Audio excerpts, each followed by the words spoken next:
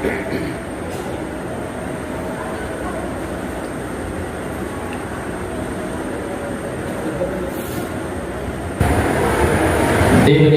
మహిమ కలుగును గాక. ప్రియ దేవుని సంగమ, దేవుడు కృపలో భద్రపరిచి మరొక దినాన్ని మనకు దయచేసి ఆయన సన్నిధిలో నిలబెట్టిన దేవాది దేవునికి ముందుగా కృతజ్ఞతాస్తుతులు చెల్లిద్దాం. దేవునికి మహిమ కలుగును గాక. గతించిన కాలంలో సర్వోన్నతుడైన దేవుడు పాత నిబంధనలో రాయించిన కొన్ని విషయాలను మనం ధ్యానించాం. ఆ ధ్యానించిన విషయాలలో అది చారిత్రాత్మకమైన సంచలనాత్మకమైన ఒక విషయాన్ని మనం ధ్యానించాం. బైబిల్ ద్వారా మనం విన్నదాన్ని చూస్తే ఫలించినట్టుగా మనకు అనిపించింది కదండి. చాలండి, ఫలించినట్టుగా మనకు కనిపించింది. కానీ ఈరోజు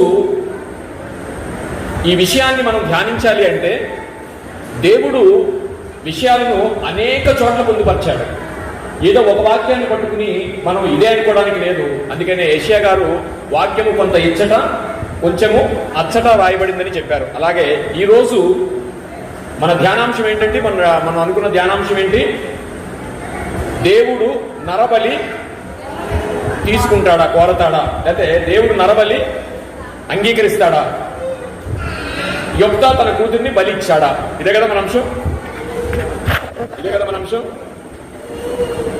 సో ఈరోజు ఈ విషయాన్ని తెలుసుకోవడానికి అనేక దినాలు పట్టొచ్చు, కానీ ప్రతి అంశాన్ని మనం నేర్చుకోవడానికి బైబిల్ క్షుణ్ణంగా మనం పరిశీలించాలి.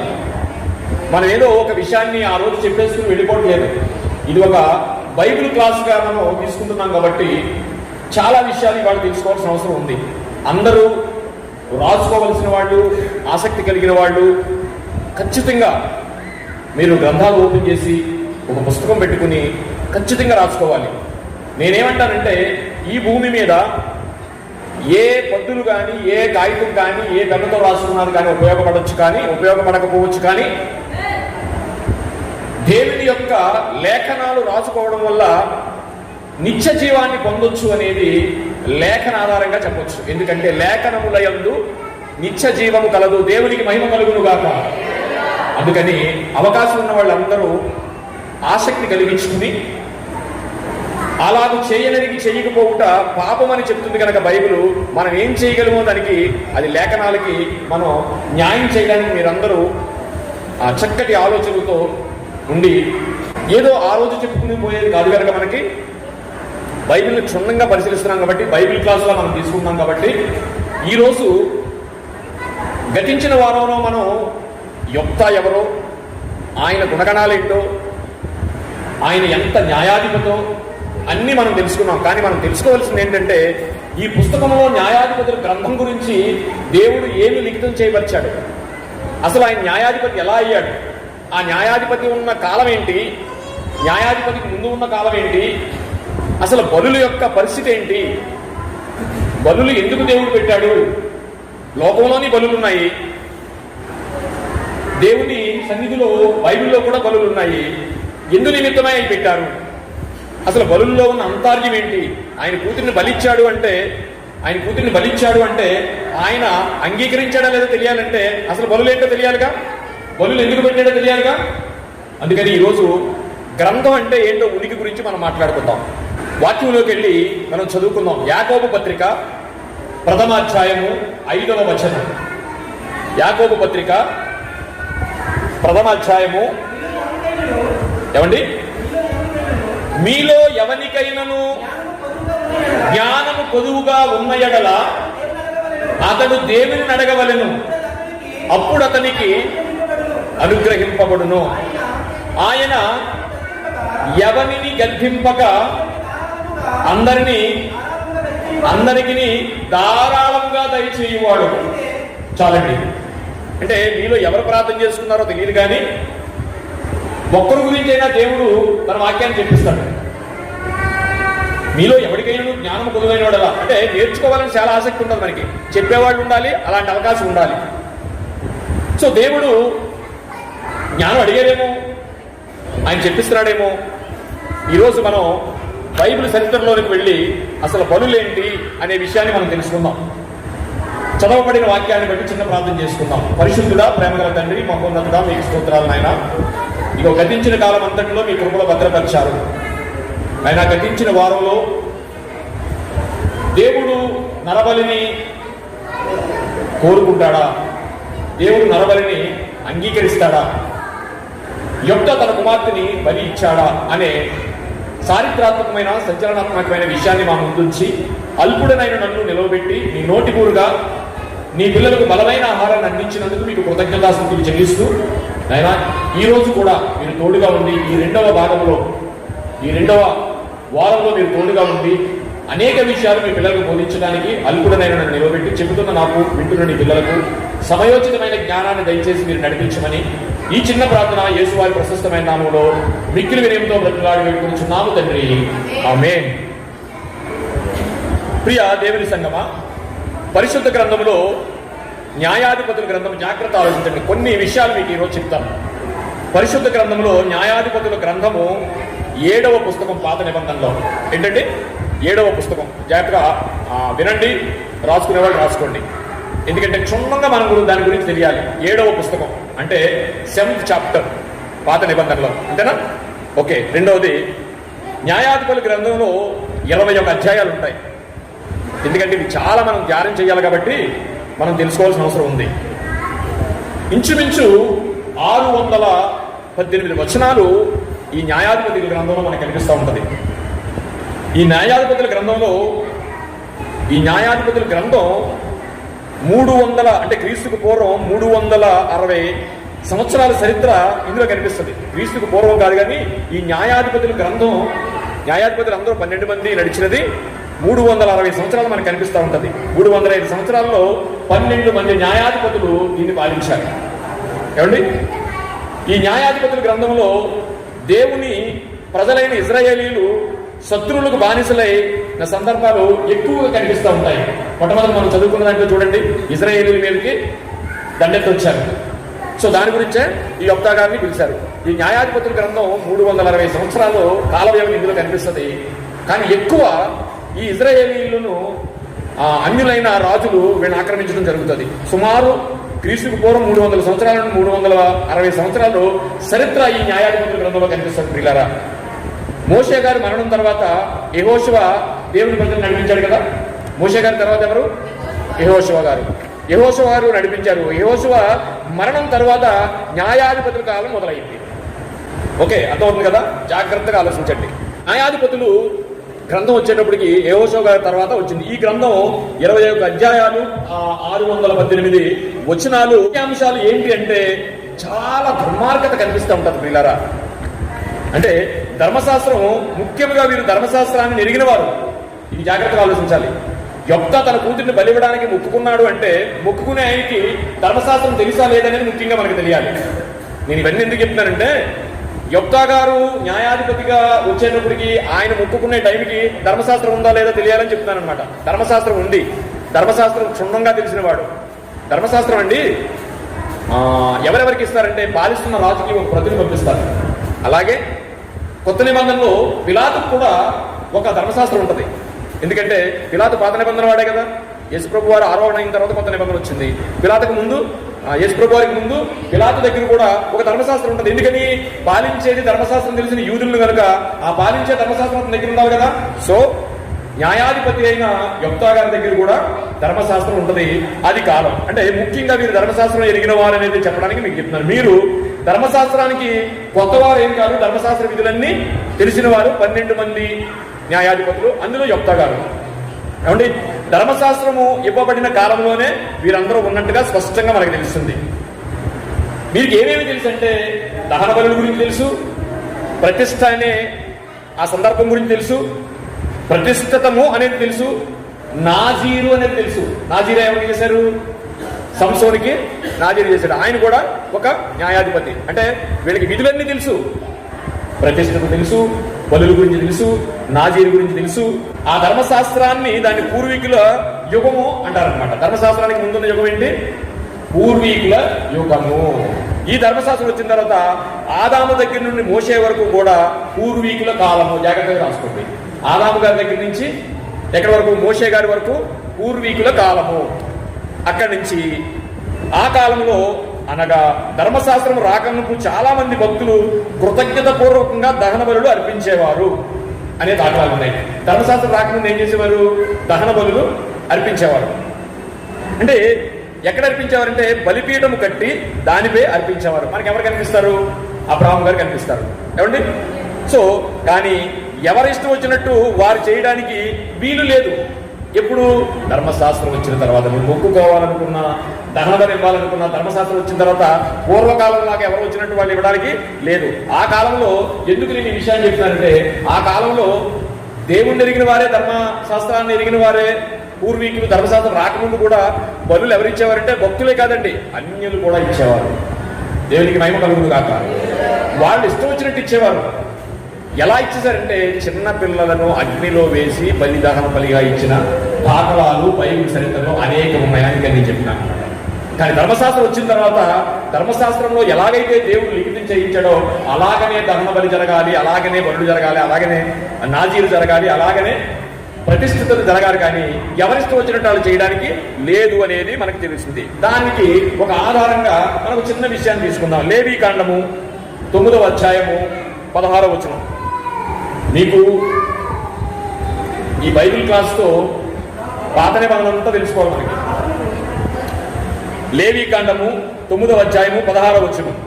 అప్పుడు అతడు దహన బలి పశువును తీసుకుని విధి చెప్పున ఎవరైనా అహరోను గారు, లేవీకాండం 19వ అధ్యాయం 16వ వచనంలో మనకి చక్కటి ఆధారం ఏంటంటే, వారికి వచ్చినప్పుడు ఏం చేశారటండి? అప్పుడు అతడు దహన బలి పశువును తీసుకుని విధి చెప్పున దానిని అర్పించడం. అంటే దహన బలి అర్పించడానికి విధి ఉంది అనేది ధర్మశాస్త్రంలో. లేవీకాండం అని ఎప్పుడైతే అన్నారో అప్పటికే ధర్మశాస్త్రం వచ్చింది. ధర్మశాస్త్రంలో బలులు ఇవ్వడానికి విధులు ఉన్నాయనేది మనకి స్పష్టంగా అర్థమవుతుంది. పిల్లల అందరూ అనుకునేది యోబ్దా తన కూతుర్ని బలిచ్చాడు అని. మనం కూడా అక్షరార్థంగా మనం ఏం చదువుకున్నాం? యోబ్దా తన కూతుర్ని బలిచ్చినట్టే స్పష్టంగా మనం చదువుకున్నాం. ఏమండి? అయితే బైబిల్ ఏం చెప్తుందంటే, యోబ్దా బలిస్తే దేవుడు దాన్ని అంగీకరిస్తాడా? ఇప్పుడు మన టైటిల్ దగ్గరికి వచ్చాం. అంశం ఏంటంటే, దేవుడు నరబలిని అంగీకరిస్తాడా? యోబ్దా తన కుమార్తెను బలిచ్చాడా? సో బలి గురించి లేకపోతే మొక్కుబడి గురించి జ్ఞాని అయిన సొలొమోను గారు ఒక మాట మాట్లాడారు. దాన్ని చదువుకుందాం. ఏమండి? చదువుకుందాం. నెమ్మదిగా వెళదాం, జాగ్రత్తగా రాసుకోండి. ప్రసంగి గ్రంథము. అంటే ఇప్పుడు నేనేం చెప్పబోతున్నానంటే ఒక విట్నెస్ చెప్పబోతున్నాను. ఎందుకంటే బలి కోరుకున్న తర్వాతట, మొక్కుకున్న తర్వాతంట దేవుని విషయంలో ధర్మశాస్త్రం ఏం చెప్పిందంటే, ఎవరైనా దేవుడిని మొక్కుకుంటే వీలైనంత తొందరగా మొక్కుబడి చెల్లించుకోవాలి. అండి చూద్దాం. ప్రసంగి గ్రంథము 5వ అధ్యాయము 4వ వచనం. నీ దేవునికి నొక్కుబడి చేసుకుని ఎడల దానిని చెల్లించుటకు ఆలస్యం చేయకము. జాగ్రత్తగా ఇవన్నీ మనసులో ఉంచుకోండి. ఇవన్నీ ఎందుకు నేర్చుకున్నామంటే ఇవన్నీ ఆయన బలివ్వడానికి కారణం ఏంటి, ఇచ్చాడా లేదని తెలుసుకోవడానికి ముందు ధర్మశాస్త్రం నుంచి మనం వెళ్తున్నాం అనమాట అండి. జాగ్రత్తగా ఆలోచించండి. అర్థమవుతుంది కదమ్మా? అర్థమవుతుంది కదా? చాలండి. ఇందులో మనకి ఏం తెలిసిందంటే, ఇగో మొక్కుబడి చేసుకుంటే ధర్మశాస్త్ర ప్రకారం చేయవలసింది ఏంటంటేనట, నీవు దేవునికి మొక్కుబడి చేసుకునే ఎడల దానిని చెల్లించుటకు ఆలస్యం చేయకుము. బుద్ధిహీనుల యందు ఆయనకి ఇష్టం లేదు. అంటే ఆయనకు మొక్కుకునే ఎడల తక్షణమే ఆయనకి చెల్లించకపోతే దాన్ని ఒక బుద్ధిహీనతగా కూడా ఆయన చెప్తున్నాడు అనమాట అండి. అయితే అంటే మొక్కుకునే మొక్కుబడికి కూడా ధర్మశాస్త్ర ప్రకారం ఏముంది? వెంటనే దానిని చెల్లించాలి. కానీ అక్కడ ఏమడిగింది ఆవిడ? 2 నెలల టైం అడిగింది. ధర్మశాస్త్రం తెలిసిన ఆయన 2 నెలల టైం ఇస్తాడా? ఎప్పుడు? ఎందుకు 2 నెలలు అడిగింది? దహన బలిగా ఆమెను చంపేసేసి దహన బలి చేసేద్దామనా అని మనం ఆలోచిస్తే ప్రియులారా, అంటే జగత్పునాది వేయబడక ముందు నరుని నియమించిన దేవుడు భూమిని సృష్టించి దానిలో నరుని కేంద్ర బిందువుగా ఉంచి ఈ సృష్టిని సృష్టించి ఫస్ట్ ఏం చేశాడు? ఆది యందు వాక్యం ఉండని అలా చెప్పుకుంటూ వస్తే సూర్యుడు సృష్టించాడు, అన్ని సృష్టించాడు. ఆఖరిని ఏం చేశాడండి? ఆదాము గారిని చేశాడు. అంతేనా? ఇవన్నీ ఎందుకు సృష్టించాడు? నా గురించి సృష్టించి ఏం చేశాడు? ఈ అన్ని సృష్టించి దేవుడు మనిషి చేతిలో పెడితే నరబలి కోరతాడా? ఒకవేళ ఇస్తే తీసుకుంటాడా? ఆ విట్నెస్ మనకు కావాలి. ఒకసారి ఆది కాండము 1వ అధ్యాయము 28వ వచనం. దేవుడు వారిని ఆశీర్వదించెను, ఎట్లనగా మీరు ఫలించి అభివృద్ధి పొంది విస్తరించి భూమిని నిండించి లోపరుచుకుండి. భూమిని నిందించి నేను అడిగినప్పుడల్లా మీరు మొక్కుకొని నాకు మీ పిల్లల్ని మీ భార్యల్ని అందరు నాకు బలివ్వండి అన్నాడా? లేదు. ఫలించి అభివృద్ధి చెంది విస్తరించమన్నాడు. అంటే విస్తరించడం ఏంటండి? వల్లించుకుంటా పోయాడు నువ్వు నీకులా మొక్కుని. ఇంక విస్తరించడం ఏముంది? ఆయన మాట తప్పైపోతుందిగా. సో ఆశీర్వదించాడు. ఎలాగ ఆశీర్వదించాడంటే మీరు ఫలించి అభివృద్ధి చెంది అన్న ఆయన నరబలిని తీసుకుంటాడా? అన్న దేవుడు తన పిల్లలను బలి ఎలా కోరతాడు అని మనకు అనుమానం రావాలి. బలి కోరేవారు కూడా ఉన్నారు. ఆ రోజుల్లో ఆ కాలంలో బలులు ఇచ్చేవారు కూడా ఉన్నారు. కానీ కోరేవారు అన్నారు. ఎందుకంటే అది ఆ దేవతలు కానప్పుడు బలిమ్మని ఎలా కోరతారు? అది కాదు అనుకున్నప్పుడు బలిమ్మని ఎలా కొడతారు? వీళ్ళ అపోహతో మనం ఒక్కోసారి ఓవర్ కాన్ఫిడెన్స్తో మొక్కేసుకుంటాం, ఇచ్చేస్తాం. అందుకని ఎప్పుడైనా అడిగారండి మనల్ని, నేను అక్కడి నుంచే వచ్చాను, ఏం అడగలేదు, మన ఇంట్లోకి జ్వరం వచ్చింది మనం వెంటనే మొక్కేసుకుందాం అంతే. ఎస్, ఎవరో వచ్చి అడగరు. కానీ మనం ఏం చేస్తామంటే ఇవ్వాలి కనుక మొక్కుకుంటాం అనమాట అండి. జాగ్రత్తగా ఆలోచించండి. బలి కోరేవారు ఉన్నారు, అవి బయలు దేవతలు చాలా మంది ఉన్నారు. దేవుడైతే కోరడు. కొరింథీయులకు రాసిన మొదటి పత్రిక 8వ అధ్యాయము 5వ వచనం. దేవతలు అనబడిన వారు చూడండి, దేవతలు అనబడిన వారు బయలు దేవతలు చాలా మంది ఉన్నారు. ఆకాశమందైనను, చూడండి 6వ వచనం కదా, ఆకాశమందైనను భూమి మీదనైనను దేవతలు అనబడినవి ఉన్నను. చూడండి, ఉన్నాయి అంట్లా, ఒకవేళ ఉండవలసినట్టు ఉన్నను అంటే లేవని బైబిల్ చెప్తుంది. ఉన్నను. మనకు ఒక్కడే దేవుడున్నాడు. దేవునికి మహిమ కలుగును గాక. ఒక్కడే దేవుడున్నాడు. ఆయన తండ్రి. ఆయన జాతి కావాలి. ఆయన ఎవరు? తండ్రి. ఏ తండ్రి అయినా తన పిల్లలను బలి కోరతాడా? మనందరికీ ఆయన తండ్రి. నీకు తండ్రి, నీకు పుట్టినోడుకు తండ్రే. ఎందుకంటే ఆయనే కన్నాడు కనుక. ఆయన తండ్రి అయినా ఆయన నుండి సమస్తము కలిగాను. ఆయన నిమిత్తము మనమున్నాము. ఆయన నిమిత్తమే మనం ఉన్నాము. మనల్ని ఎలా బలి తీసుకుంటాడు? నేను చాలా దూరం నుంచి వస్తున్నాను. ఇప్పుడు మన ప్రయాణం సాగుతూ ఉంది, కొంత టైం పడుతుంది. ఇలాంటి లేఖనాలు మనం చక్కగా తర్వాత రాసుకుని మళ్ళీ ధ్యానిస్తే పాత నిబంధనలు మా చేతిలోకి వచ్చేస్తుంది. దేవునికి మహిమ కలుగును గాక. మరియు మనకు ప్రభువు ఒక్కడే, ఆయన యేసుక్రీస్తు. ఆయన ద్వారా సమస్తమును కలిగాను. ఈ సమస్తము యేసు ప్రభు వారిని కలిగించిన ఆయన ఎవరు? తండ్రి అయిన దేవుడు. దేవునికి మహిమ కలుగును గాక. మనము ఆయన ద్వారా కలిగిన వారము. దేవునికి మహిమ కలుగును గాక. ఇప్పుడు ఎప్పటి వారు మనం ఎందుకు సృష్టించుకున్నాడు మనల్ని? బలి తీసుకోవడానిక? కాదు కదా. మనం ఎప్పటి వారము, ఎప్పటి నుంచి మనం నిర్ణయించుకున్నాడు అనేది ఎప్పుడు చదువుకునే వాక్యమే. ఎఫెసీయులకు రాసిన పత్రిక 4వ అధ్యాయము 6వ వచనం నుంచి చదవండి చాలు. అందరికీ తండ్రి అయిన దేవుడు ప్రభువు ఒక్కడే,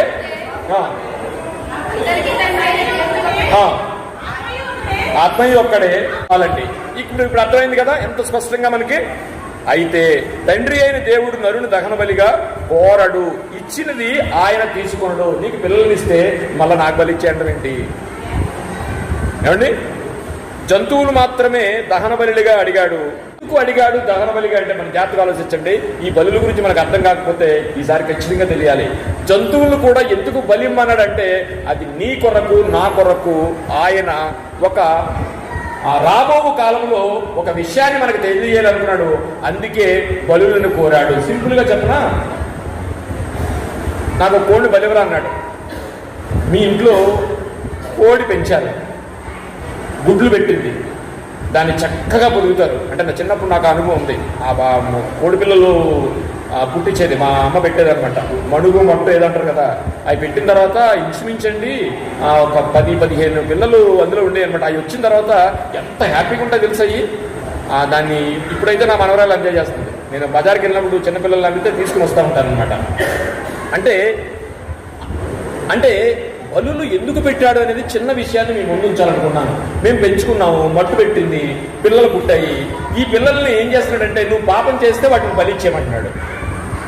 అప్పుడు నీ ఇంట పుట్టిన మేక కానీ, నీ ఇంట పుట్టిన గొర్రె కానీ, నీ ఇంట పుట్టిన కోడి పిల్లలు కానీ నువ్వు పెంచి పెంచి పెంచి నీ పాపానికి దాన్ని బలివ్వగలగా?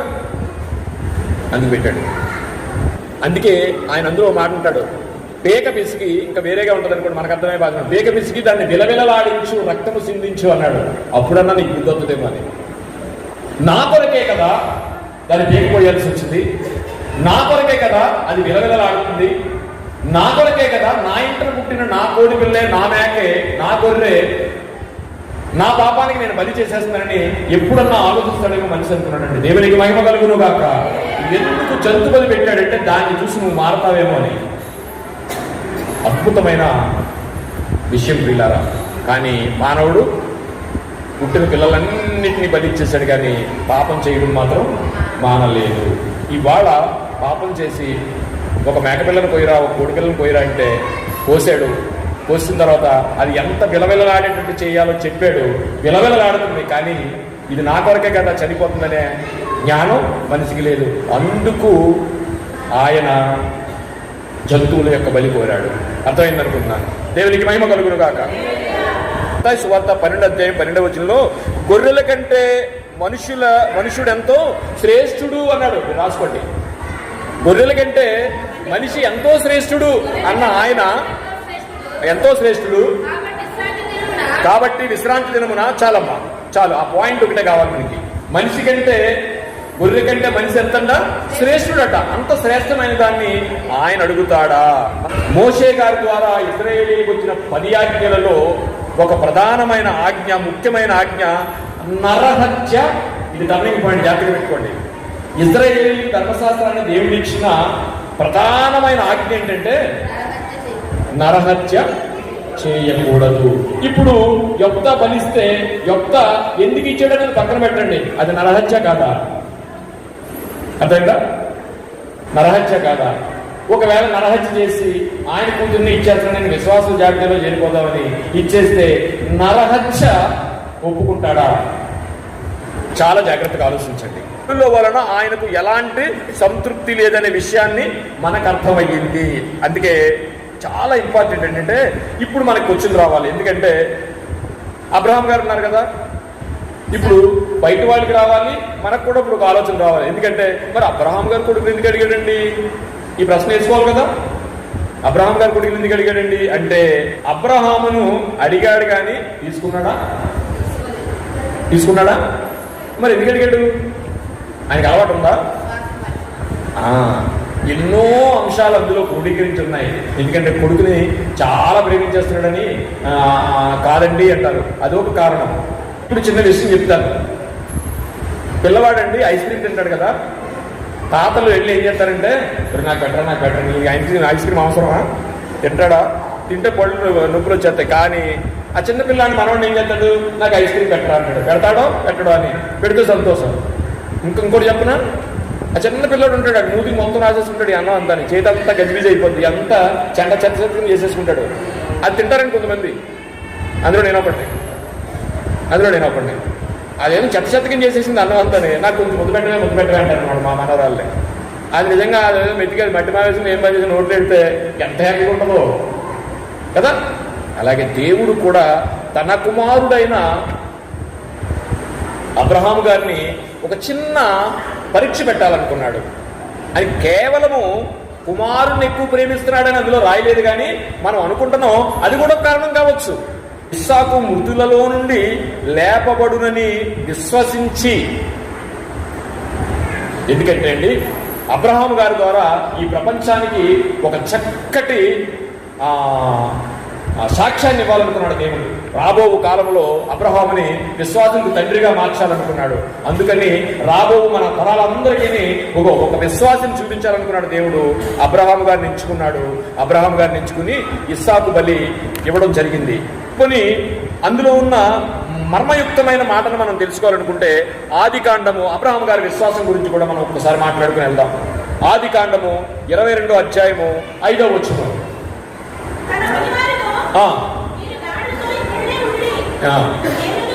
ఎవరి కుర్రాడు బలి ఇవ్వమన్నాడు, బయలుదేరిపోయాడు, గాడిని అక్కడ పెట్టాడు. ఇక గాడికి పైకి వెళ్ళదు కనుక ఈ కుర్రాడు నెత్తి మీద అన్ని పెట్టి తీసుకెళ్తున్నాడు. కానీ బలివ్వడానికి వెళ్తున్న ఆయన మళ్ళా మేము ఎదురవుతాం అని చెప్తున్నాడు ఏంటి? అలాగనే ఉంది అక్కడ చూడండి. తన పనివారితో మీరు గాడిద మీద ఇక్కడే ఉండు.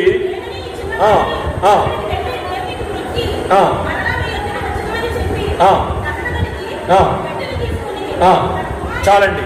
వచ్చేదనని చెప్పి అంటే దేవుడు నా కుమారుని చంపిన మృతులలో నుండి లేపగలిగిన శక్తి గల దేవుడు, దేవునికి మహిమ కలుగును గాక. సర్వోన్నతుడైన దేవుడు తన కుమారుని లేపగలడనే విశ్వాసంతో దేవుడు ఏం చేశాడంటే, అబ్రహాం ఏం చేశాడంటే మేము మళ్ళా వస్తామని చెప్పాడు. ఎందుకు అంత విశ్వాసం వచ్చిందంటే ఆయనకి ఒక నిబంధన ఉందండి. ఇస్సాకు గారికి వాగ్దాన పుత్రుడు అనేక విషయాలు చేయాలి కనుక ఆ వాగ్దాన పుత్రుడు మిస్ అవుతాడా? బలి చేస్తే దేవుడు చెప్పిన మాట నెరవేరుతుంది కదా, అయినా ఆయన నెరవేరుస్తాడు అనుకునే విశ్వాస పరీక్ష పెట్టాడు. ఎందుకంటే నీ గురించి నా గురించి విశ్వాసాన్ని నిలుపుకోవడానికి. అందుకే అబ్రహాము గారిని దృష్టిలో పెట్టుకుని యేసుప్రభు వారు తన ఉన్న కాలంలో ఒక మంచి మాట మాట్లాడతాడండి. ఏంటంటే లూకాసు వార్త ప్రతి వాక్యాన్ని కూడా జాగ్రత్తగా మీరు నోట్ చేసుకుని మరలా ధ్యానించండి. లూకాసు వార్త ఇది ఏదో అంశం చెప్పుకుని వెళ్ళిపోవట్లేదు, మనం బైబిల్ క్లాస్ కాబట్టి ఓకే. లూకాసు వార్త 9వ అధ్యాయము 62వ వచనం. లూకాసు వార్త యేసు అబ్రహాము ఎప్పుడైతే దేవుణ్ణి నమ్మాను అనే మాట ఉందండి. దేవుణ్ణి నమ్మినంటే ఏంటి? నాగటి మీద చెయ్యి పెట్టి వెనక తట్టు చూచు వాడు దేవుని రాజ్యమునకు. ఈ రోజంటే ఎంతో మంది క్రైస్తవులుగా మారి వదిలేసి వెళ్ళిపోయే గుంపు కూడా ఉంది తెలుసండి. దేవునికి మహిమ కలుగును గాక. ఆ గుంపులోకి ఎవ్వరు వెళ్ళొద్దండి. దేవుని ఎందుకు నమ్ముకున్నారో తెలియదు, కానీ అనేక కారణాల వల్ల నమ్ముకోవచ్చు, కానీ వెనక్కి వెళ్ళిపోతారు మళ్ళీ. కానీ అబ్రహాము ఈ నీతిని తెలియజేయడానికి, అబ్రహాము ద్వారా ఈ ప్రపంచానికి ఒక చక్కటి మెసేజ్ అందించాలనుకున్నాడు దేవుడు. అందుకని యేసుప్రభు వారన్న లేఖనంలో ఏముందంటే, ఇగో నాగటి మీద చెయ్యి పెట్టి వెనక తట్టు చూడొద్దన్నాడు. ఎందుకంటే ఆ విషయంలో కిందకి చదవండి ఒకసారి.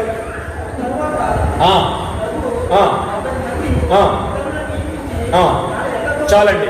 ఎందుకంటే అండి ఏమండి, ఇంత 100 సంవత్సరాలకు కలిగిన కొడుకు గురించి బలిమ్మంటే ఆ కుర్రను తీసుకుని వెళ్ళిపోవడం న్యాయం అంటారా? భార్యతో చెప్పకుండా వెళ్ళిపోవచ్చా? ఇక్కడ జాగ్రత్తగా ఆలోచించండి. అబ్రహాం గారు మరి ఎందుకు భార్యతో చెప్పలేదు? భార్య అడ్డుపడింది అనుకోండి, అక్కడ ఒక సందర్భం స్టార్ట్ అవుతుంది. కానీ భార్యకి అన్యాయం చేస్తున్నాడా లేదా దేవుడి యొక్క విశ్వాసం మీద ఎక్కువగా ఉన్నాడా? అందుకే అంటాడు ఆయన, ఏమంటాడంటే నాగటి మీద చెయ్యి పెట్టి తిరగిన వాడు నాకు దాసుడు కాదు, పరలోక రాజ్యంలో చేరడంటే ఇది మళ్ళా ఆవిడికి చెప్పాడంటే ఈ విశ్వాసం ఏమైపోద్ది? కోల్పోతాడు. అందుకని ప్రియులారా, ఇక్కడ విషయం ఏంటంటే హెబ్రీ పత్రికలో ఒక విషయం ఉంటుంది, మీకు తెలియాలి. హెబ్రీ పత్రిక 11వ అధ్యాయము 17వ వచనం ఏంటండి? ఇది మీకు తెలియాలని చెప్తున్నాను, చాలా ఇంపార్టెంట్. దీన్ని చాలా గొడవలు జరుగుతున్నాయి. ఎందుకంటే దేవుడు మనం ఒక అంశం చెప్పుకున్నాం, శిక్షిస్తాడా శిక్షణనిస్తాడా? ఇస్తాడు. దేవుడు శోధిస్తాడా పరిశోధిస్తాడా? శోధన అంటే ఏంటి? కష్టాలు పెట్టడం. పరిశోధన అంటే ఏంటి? కష్టాన్ని పెట్టి అతనికి ఒక నీతిని తెలియచేయడం. అలాగే అబ్రహాము గారికి ఒక బలి అనే కార్యక్రమాన్ని పెట్టి విశ్వాసం తండ్రిగా దేవుడికి మార్చాడు, రాబో తరాల్లో మనందరికీ ఒక మాదిరిగా ఉండటానికి. ఇక్కడ బైబిల్లో చిన్న మిస్టేక్ ఉంటుంది చూడండి. ఏంటి? అబ్రహాము శోధింపబడ్డా? ఇది చాలా మంది మీకు ఇప్పుడే చెప్తున్నాను, జాగ్రత్తగా ఆలోచించండి. బైబిల్లో తప్పు ఉందండి అన్నారు. ఏంటంట? అబ్రహాము శోధింపబడి. దేవుడు శోధిస్తాడా? దేవుడు శోధిస్తాడా? ఆదికాండము 22వ అధ్యాయము 1వ వచనం. ఇది చాలా జాగ్రత్తగా చూసుకున్నాం. ఆ సంగతులుగా ఇప్పుడు ఇక్కడ బైబిల్లో తప్పు వేరు, మిస్టేక్ వేరు. బైబిల్లో తప్పు పడడం వేరు, బైబిల్ తప్పు అనడం వేరు. మీకు అర్థమైందా? ఆయన మంచివాడు అనడం వేరు, ఆయన అనుకోకుండా చెడు ఏదో చేశాడనుకోవడం వేరు. అందుకని ఇప్పుడు బైబిల్లో తప్పు లేదు, బైబిల్లో తప్పు పడింది, మిస్టేక్. ఇప్పుడు దాన్ని కవర్ చేసుకోవాలి, మనం తెలుసుకోవాలి ఖచ్చితంగా. ఈ 3 విషయాలు మీకు తెలియాలి. ఎవరు మనల్ని అడిగినా స్పష్టంగా చెప్పాల్సింది ఏంటంటే, నెంబర్ 1, 11వ అధ్యాయం హెబ్రీ పత్రిక 17వ వచనంలో ఏముందంటే అబ్రహాము శోధింపబడి అని ఉంది. ఓకే. ఇప్పుడు ఆదికాండం 22వ వచనం చూడండి. ఆ సంగతులు జరిగిన తర్వాత ఏం చేశాడండి? మరి ఎక్కడ నుంచి శోధించింది? మిస్టేక్. కేవలం బైబిల్ ట్రాన్స్లేషన్ చేసిన వారు పెట్టిన తప్పే తప్ప ఇది బైబిల్ తప్పు కాదు, దేవుని యొక్క ఉద్దేశం తప్పు కాదు. స్పష్టంగా అర్థమైందా? దానికే రిఫరెన్స్గా యాకోబు పత్రిక 1వ అధ్యాయము 13వ వచనం చూడండి. ఈ 3 వచనాలు నోట్ చేసుకోండి. ఎప్పుడు ఎవరు అడిగినా అడగకపోయినా మీకు తెలియాల్సిన విషయం ఏంటంటే అది చాలా గందరగోళమైన విషయం కనుక మనకు చక్కగా తెలియాలి. యాకోబు పత్రిక 1వ అధ్యాయము 13వ వచనం. ఇప్పుడు చూడండి, ఈ రెండింటికి ఒకవేళ అక్కడ శోధించాడంటే రెండోది 22వ అధ్యాయం 1వ వచనం ఆదికాండం చూసాం, అక్కడ క్లారిటీ వచ్చింది. ఇంకా యాకోబు గారు ఇస్తున్నారు, దేవుడు కీడు విషయమై శోధింపబడనేరుడు. దేవుడు ఎవరిని శోధించడు, ఆయన ఎవరిని శోధించడు. కనుక మనలో ఎవరైనా వాక్యం తెలిసి కానీ తెలియక కానీ దేవుడు నన్ను శోధిస్తున్నాడు అని అనుకుంటే, నేను దేవుని చేత శోధింపబడుచున్నానని అనుకున్నవాడు ప్రతివాడును తన స్వకీయమైన దురాశ చేత ఏడవబడుచున్నాడే తప్ప దేవుడు ఎవరిని శోధించడు, పరిశోధిస్తాడు మాత్రమే. ఈ వాక్యాన్ని జాగ్రత్తగా మీ గ్రిప్లో ఉంచుకోండి. యోబు గ్రంథానికి మనం ఒకసారి వెళ్ళి బలులంటే ఏంటో మనం తెలుసుకుందాం. ఎక్కడి నుంచి మొదలు పెట్టిందో ఆయన ఉద్దేశాన్ని తెలుసుకుందాం. మొదట యోబు గ్రంథము అందరికి తెలిసిందే, ఒకసారి చూసుకునేది. తన కుమారులు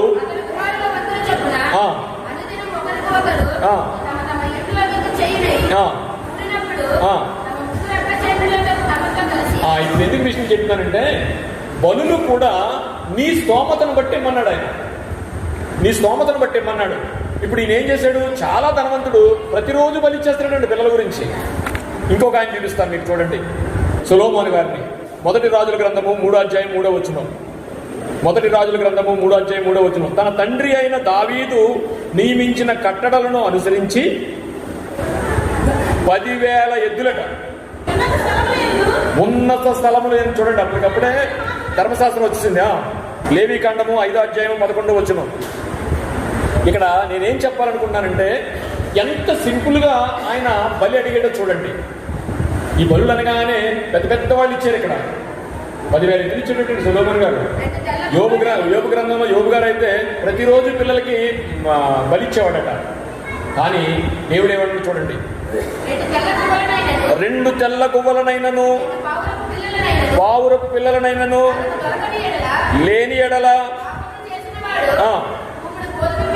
ఏమని చూడండి.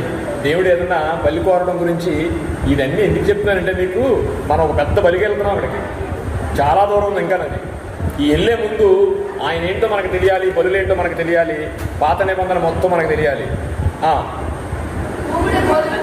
చాలటండి, ఏమీ లేకపోతే తూముడు గోధుమ పిండి ఇవ్వాలని అన్నవాడు నరబలి కోరతాడా అనే విషయం గురించి మనం మాట్లాడుకున్నాం. చాలండి.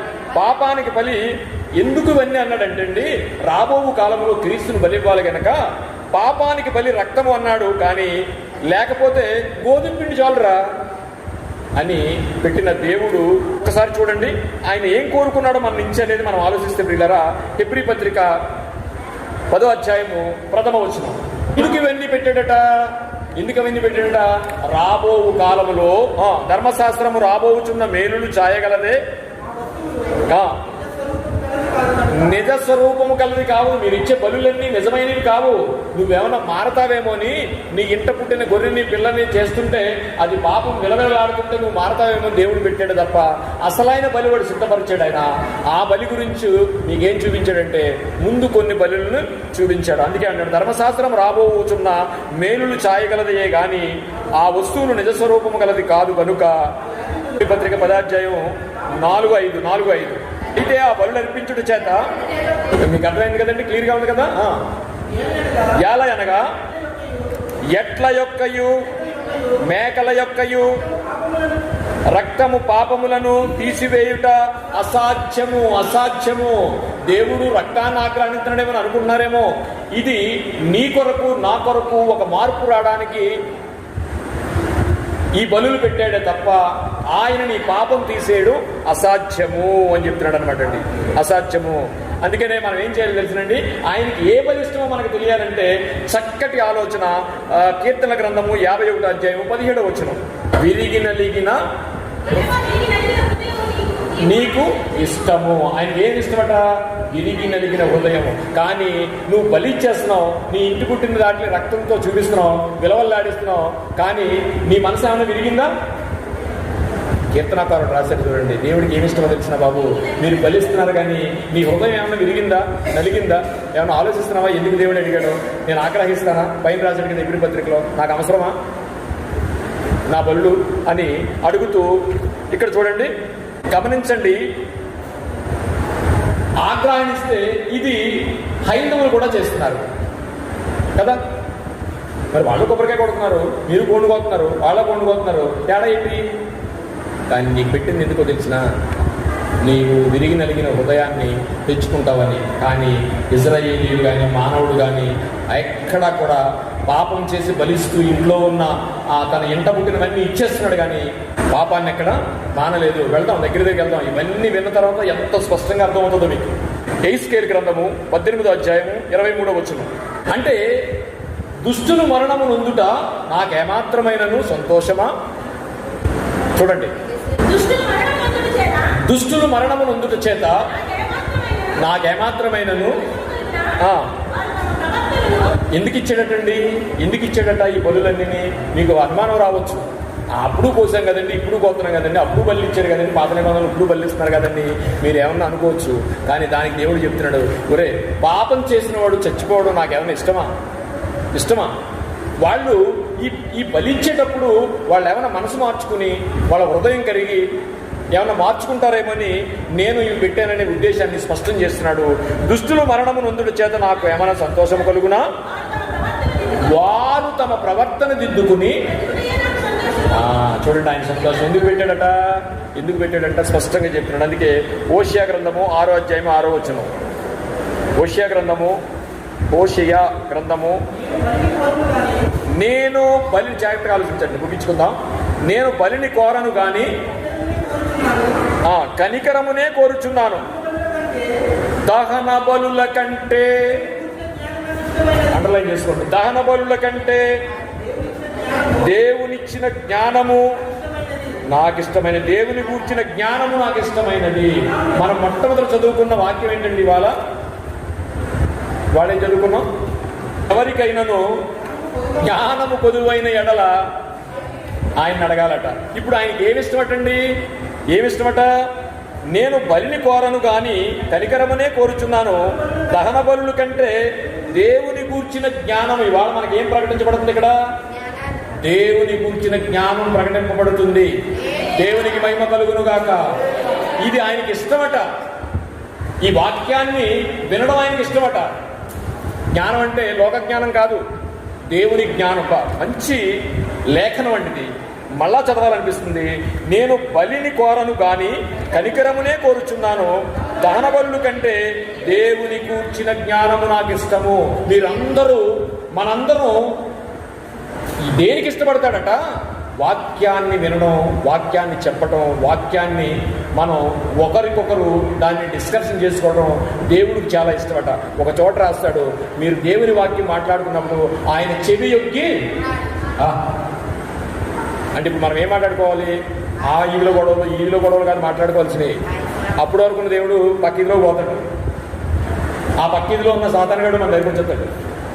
దేవునికి మహిమ కలుగును కాక. అంటే ఇప్పుడు మనం ఏం మాట్లాడుకోవాలి? దేవుడు మన కూడా ఉండాలంటే, మన మాటలు వినాలంటే మనం ఏం చేయాలి?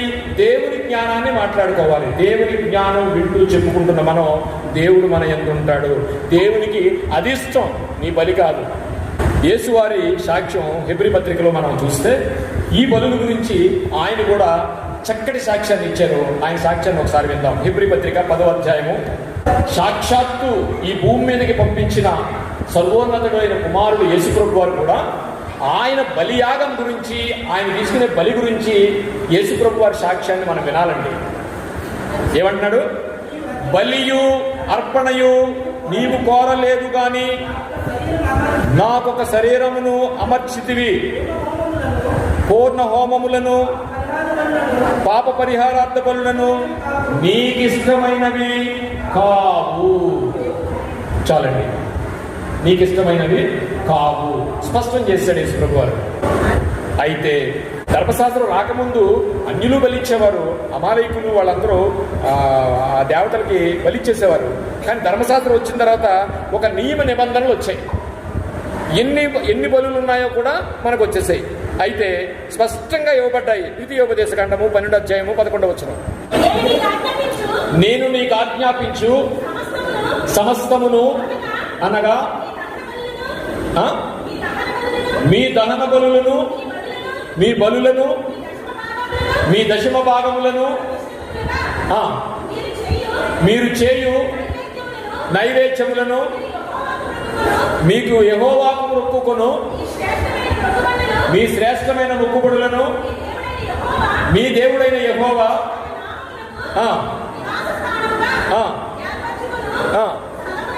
చాలండి. 14వ వచనం చూడండి. యెహోవా నీ గోత్రములను ఒకదాని యందు ఏర్పరచుకున్న స్థలములనే నీ దహన బలులను అర్పించి నేను మీకు ఆజ్ఞాపించుచున్న సమస్తము అక్కడనే జరగాలి. ధర్మశాస్త్రం వచ్చిన తర్వాత ఎవరిష్టం వచ్చినట్టు వారు బలి ఇవ్వడానికి లేదు. ఎవరు పడితే వాళ్ళు ఎక్కడ పడితే అక్కడ ఇవ్వడానికి లేదు. బలులనే ఎలాగొచ్చాయంటండి? ధర్మశాస్త్రం వచ్చిన తర్వాత ఇక చూడండి, ఒక స్థలాన్ని చేశాడు. ఏ స్థలం అన్నాడు దాన్ని? 14వ వచనం. నేను మీకు ఆజ్ఞాపించు సమస్తమును అక్కడనే జరిగింపవలెను. అయితే దేవుడైన యెహోవా చాలండి, ఆయన స్థలాన్ని చేయించాడు. అదే ఆలయము. అక్కడికి వెళ్ళే బలులు ఇవ్వాలి. ఇకపోతే ఇప్పుడు మనం ముగించుకునే ముందు అసలు బలులేంటి, ఎన్ని రకాల బలులు ఉన్నాయి, ఏ రకమైన బలి అంటే అక్కడ చాలా ట్విస్ట్ ఉందండి. ఆయన ఎందుకు బలిచ్చాడు అనేది అక్షరార్థంగా ఈ ప్రపంచం అంతా బలిచ్చాడని సగం చెప్పమని చెప్తుంటే, బలి ఇవ్వలేదని సగం చెప్పని చెప్తుంటే అరాకొరగున్న వాళ్ళు ఏమైపోవాలో అర్థం కావట్లేదు. ఇప్పటికే ప్రపంచం అంతా దీని గురించి క్రైస్తవులు దెబ్బలాడేస్తున్నారు. బలిచ్చారని, బలి ఇవ్వలేదని. ఒక కంక్లూజన్కి వస్తే బాగున్నాడు. ప్రపంచానికి అంతా తెలియజేస్తారు దీన్ని. అందుకని ఇది ఏదో ఒకసారి కూర్చుని అనుకుంటే తేలేదు కాదు. అందుకని అసలు బలులు ఎన్ని రకాలు, ఏ బలిలో ఏముంది, ఈ యొప్తా గారు కోరుకున్న బలి ఏంటో మనకు కావాలి. అక్కడ ఏముంది ఒక్కసారి చదవండి. నేను అమ్మోనియల యొద్ద నుండి క్షేమముగా తిరిగి వచ్చినప్పుడు అది ఎదుర్కొనుటకు నా ఇంటి ద్వారం నుండి బయలుదేరినదేదో అంటే చూడండి, బయలుదేరిన వారు అన్నాడా? బయలుదేరి వచ్చినది ఏదో, అది కుక్క కావచ్చు, నక్క కావచ్చు, బిల్లు కావచ్చు, మనిషి కావచ్చు, ఏదైనా కావచ్చు. ఏమిస్తానన్నాడు? ప్రతిష్టము. జాగ్రత్తగా ఆలోచించండి. ప్రతిష్టము. కాకపోతే ఏమిస్తానన్నాడు? దహన బలిగా దాన్ని అనిపిస్తుంది. ఇక్కడ 2 మాటలు ఉంటున్నాయి. ఈ 2 మాటలు ఏంటో మనకు తెలియాలంటే అసలు బలులు ఎన్ని ఉన్నాయో తెలియాలి. ఏ బలిలో ఏ రకంతో మనకు తెలియాలి. కనుక బలులు ఎన్ని ఉన్నాయో చెప్పి నేను ముగిస్తాను. బలులు వేరు, మొక్కుబడులు వేరు. ఆ పాయింట్ అర్థమైందా? బలులు వేరు, మొక్కుబడులు వేరు.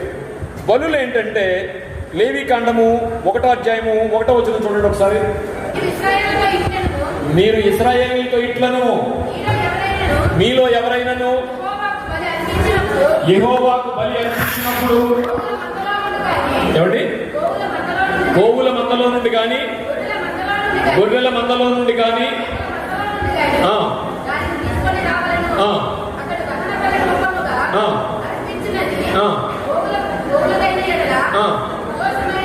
చాలండి. ఇక్కడ ఒక విషయాన్ని మోషేకు చెప్పాడు. ఇప్పుడు మనకి ఏం కావాలంటే బలులు ఎన్ని రకాలు ఎవరికైనా తెలుసా? బలులు ఎన్ని రకాలు? నెంబర్ 1 3 అన్నారు. మీరు చెప్పండి బలులు ఎన్ని రకాలు? బైబిల్ గ్రంథంలో పాత నిబంధనలో సర్వోన్నతుడైన దేవుడు బలులుగా రాబోవు ఛాయగా బలులు ఆయన నిర్మించాడు. బలులు ఆయన ప్రవేశపెట్టాడు ధర్మశాస్త్రం ప్రకారంగా. మనం అన్ని చూసుకుంటూ వచ్చాం. బలులు 5 రకాలు. ఓకే, బలులు 5 రకాలు. నెంబర్ 1 దహన బలి. నెంబర్ 1 దహన బలి. ఒకడు దేవుని చేత అంగీకరించబడాలి అంటే దహన బలి ఇవ్వాలి. గురించి చెప్పలేదు. గొర్రెల యొక్కయు మేకల యొక్కయు దహన బలి గురించి చెప్పాడు, కానీ ఎక్కడా కూడా మనిషిని దహన బలి ఇవ్వండి అని చెప్పలేదు. సరే, బలులు 5 రకాలు. నెంబర్ 1 వచ్చి దహన బలి. నెంబర్ 2 సమాధాన బలి. అంటే ఏదో పాపం చేశాడు, దానికి సమాధానం కావాలి, దానికి ఒక రకం బలి ఉంటుంది. దేవునితో సహవాసం కలగడానికి ఇచ్చే బలినే సమాధాన బలి అంటారు. నెంబర్ 3 పాప పరిహారార్థ బలి. Very good. పాప పరిహారార్థ బలి చేసిన పాపాన్ని పరిహారం చేసుకోవడానికి, దేవునితో సంబంధం కలిగి కొనసాగించడానికి. పాప పరిహారార్థ బలి అంటే అర్థం ఏంటంటే పాపం చేశాడు, కానీ మనం చూడండి, జాగ్రత్తగా ఆలోచించండి. చూడండి, మనమే చిన్న ఎగ్జాంపుల్ చెప్తాను.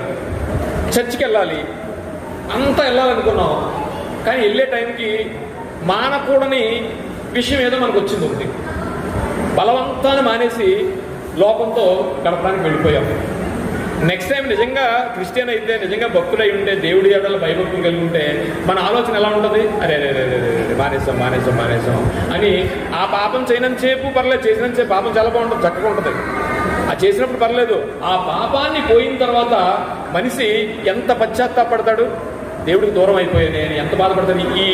ఇది అందరికీ ఉంటుంది నాకు తెలిసి. చాలామంది కావాలని మానేసి, అవకాశం ఉన్న చర్చికి వెళ్ళక మానేసిన వాళ్ళకి తర్వాత మళ్ళా పశ్చాత్తాపం కలిగి అయ్యో అనవసరంగా మానేసానని ఆలయానికి వెళ్ళడానికి కూడా భయం వేస్తుంది కదా. ఆలయానికి వెళ్ళడానికి కూడా భయం వేస్తుంది. అదే అపరాధ పరిహారార్థ బలి.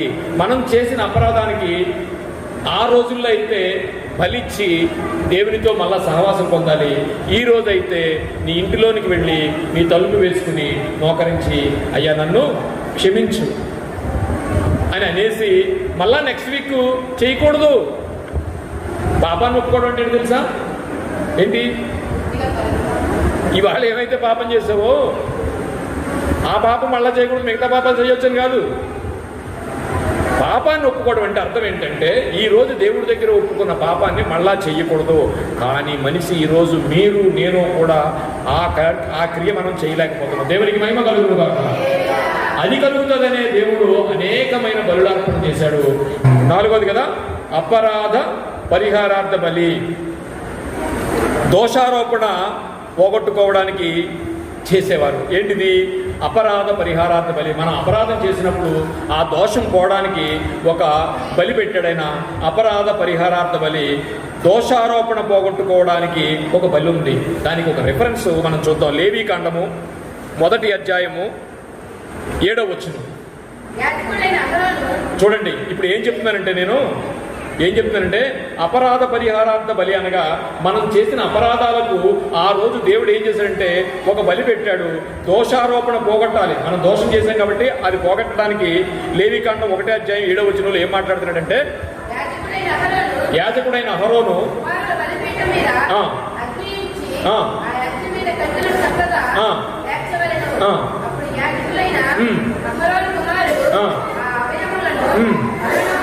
చాలండి, మీకు అర్థమైంది కదా. అపరాధ పరిహారార్థ బలి. 5వదిగా నైవేద్యము అర్పించు బలి. అంటే ఏమీ లేదు అక్కడ, దేవునికి నైవేద్యం ఇచ్చుకునే బలి. ఇది పిండి వంటలతో చేసేది, రక్తము ఉండదు, జ్ఞాపకార్థముగా చేసుకునే బలి. ఇవి మనకి ఎన్ని రకాల బలులు అండి? 5 రకాల బలులు. ఈ 5 రకాల బలులు ఇందులో ఉన్న విషయాల్ని మనం తెలుసుకుని యొప్తా గారు చేసిన మొక్కుబడి ఏంటి, ఆయన బలి ఏంటి, తర్వాత ఈ 5 రకాలు బలులలో మొట్టమొదటిది ఏంటండి? దహన బలి. దహన బలిలో మళ్ళా 3 రకాలు ఉన్నాయి. ఇదే తెలియాలి మనకి. ఆమెను ఏమిచ్చాడు? దహన బలి ఇస్తానన్నాడు. దహన బలి అన్నాడు. 2 నెలల తర్వాత వచ్చిన తర్వాత మొక్కుబడి ప్రకారంగా చేసిననుంది దహన బలి. ఈ దహన బలిలో 3 రకాలు ఉన్నాయి. ఆ పేర్లు చెప్పి మీకు వదిలేస్తాను. దహన బలిలో 3 రకాలు. ఇవి రేపు దేవుని కృపను బట్టి మరొక సమయం అనుకుంటే మనం ముందుకెళ్దాం. ఇంతవరకు అర్థమైందని అనుకుంటున్నాను. ఈ బైబిల్ క్లాసెస్ జాగ్రత్తగా నోట్ చేసుకోండి. వెళ్ళే కొలిది మనకి ఏం తెలుస్తుంది అంటే ధర్మశాస్త్రం యొక్క విలువలు తెలుస్తుంది, రాబో క్రీస్తు యొక్క ఛాయల గురించి తెలుస్తుంది, ఆయన ఎందుకు మొక్కుకున్నాడో మనకు తెలుస్తుంది, ఆ మొక్కుబడిలో ఉన్న ఆంతర్యం ఏంటో మనకు తెలుస్తుంది. ప్రార్థన చేసుకుందాం. పడి మూసుకోండి. పరిశుద్ధుడా, ప్రేమగల తండ్రి, మహోన్నతుడా, మీకు స్తోత్రాలు నాయన. ఇదిగో గతించిన కాలం అంతట్లో మీ కృపలో భద్రపరిచారు నాయన. 2వ అంశంగా, 2వ భాగంగా దేవుడు నరబలిని అంగీకరిస్తాడా, యొప్తా తన కుమార్తెను బలిచ్చాడా అనే అంశాన్ని నాయన నీ లేఖనాల నుంచి చక్కటి ఆలోచనతో, ధ్యానంతో ముందుకు సాగుతుండగా మీరు కృప చూపి నడిపించండి నాయన. నీ చిత్తమైతే మరొక వారాన్ని దయచేసి మీ కృపలో భద్రపరిచి ఆయన మమ్మల్ని నడిపించడానికి మీరు కృప చూపమని, విన్న వాక్యాన్ని పిల్లలందరూ నాయన ధ్యానం చేసే ఆలోచన స్థితిని వారికి దయచేస్తారని ఈ చిన్న ప్రార్థన యేసువారి ప్రశస్తమైన నామంలో మిక్కిలి వినయంతో బ్రతిమలాడి వేడుకొనుచున్నాము తండ్రి. ఆమేన్. అందరికీ వందనాలమ్మా. చాలా జాగ్రత్తగా నోట్ చేసుకోండి. అందరూ చాలా కష్టంగా ఓపికతో విన్నందుకు మీకు అందరికీ మళ్ళీ ఒకసారి వందనాలు చెప్తున్నాను. దేవునికి మహిమ కలుగును గాక.